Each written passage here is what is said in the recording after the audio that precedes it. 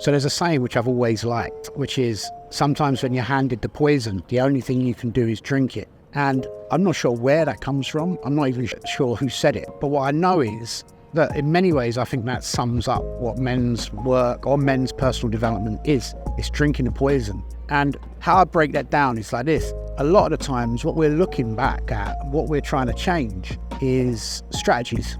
Various times in our life when we're young, we have to invent a new strategy. We come up against some trauma, we come up against some barrier. And to get through it, we have to come up with a strategy and change how we think. And then that shapes how we see the world.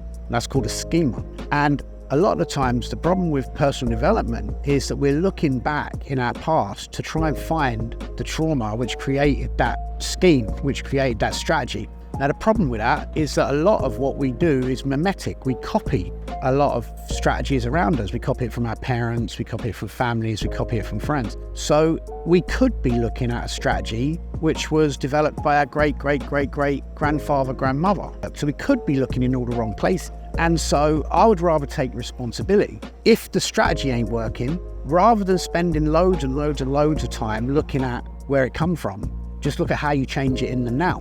And to me, that's men's personal development. It's changing the strategies in the now so that we build a better future. So when someone says you've been handed the poison, the only thing you can do is drink it, I think that's very true. The trauma, the habits, choices you make that ain't working, that have come down from generation to generation to generation, somehow land with you. And you have a choice. You can either do the work and change it so it doesn't get passed down, and that's drinking it, or you pass it on. There's a saying in a lot of men's personal development, I do the work so that my son doesn't have to.